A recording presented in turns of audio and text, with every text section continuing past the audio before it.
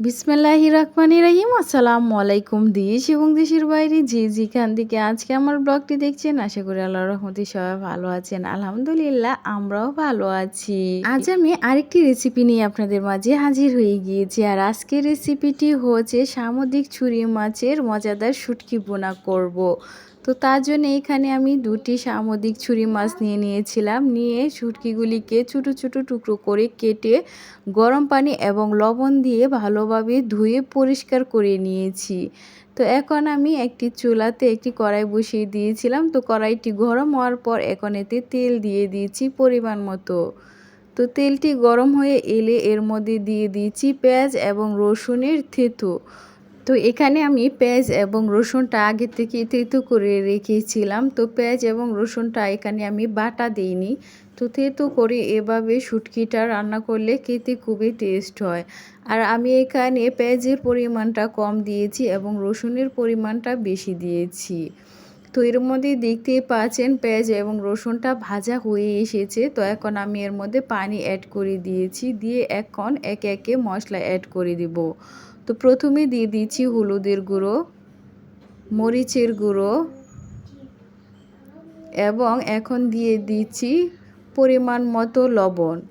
তো লবণটা দিয়ে সবগুলি মশলাকে ভালোভাবে বেশ কিছুক্ষণ কষিয়ে নেব। এখানে দেখতেই পেরেছেন খুবই অল্প মশলা দিয়ে আমি শুটকিটা রান্না করছি। তো এইভাবে রান্না করলে শুটকিটা খেতে খুবই টেস্ট হয়।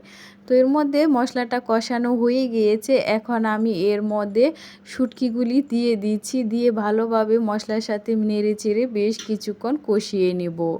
তো প্রতিদিনের মতো আজকেও আপনাদের কাছে আমার একটি রিকোয়েস্ট, আমার এই ব্লগটি যদি প্রথম থেকে শেষ পর্যন্ত দেখে সামান্যতম পরিমাণে ভালো লেগে থাকে তাহলে প্লিজ একটি লাইক এবং সাবস্ক্রাইব করবেন। আর কমেন্ট বক্সে অবশ্যই আপনাদের মূল্যবান মতামতটি জানিয়ে আমার পাশেই থাকবেন।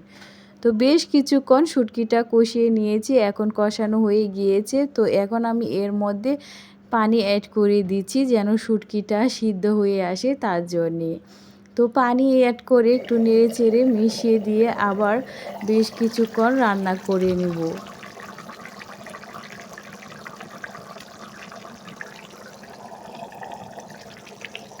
বেশ কিছুক্ষণ রান্না করার পর দেখতেই পাচ্ছেন ঝোলটা শুকিয়ে এসেছে অনেকটা। তো এই পর্যায়ে এর উপর থেকে কিছু কাঁচামরিচ অ্যাড করে দিয়েছি। দিয়ে একটু নেড়ে চেড়ে তারপর আবার একটি ঢাকনা দিয়ে ঢেকে আবার কিছুক্ষণ রান্না করে নেব, কারণ ঝোলটা আরও শুকিয়ে নেব। তো দেখতেই পাচ্ছেন ঝোলটা শুকিয়ে এসেছে। তো এই পর্যায়ে আমি চুলাটা বন্ধ করে দিব, কারণ আর শুকাবো না।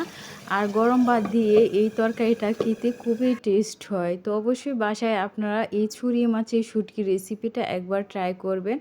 আশা করি আপনাদের কাছে খুবই ভালো লাগবে। তো আজ ব্লগটি এখানেই শেষ করছি। সবাই ভালো থাকবেন, সুস্থ থাকবেন এবং আমাদের জন্যও দোয়া করবেন। আল্লাহ হাফেজ।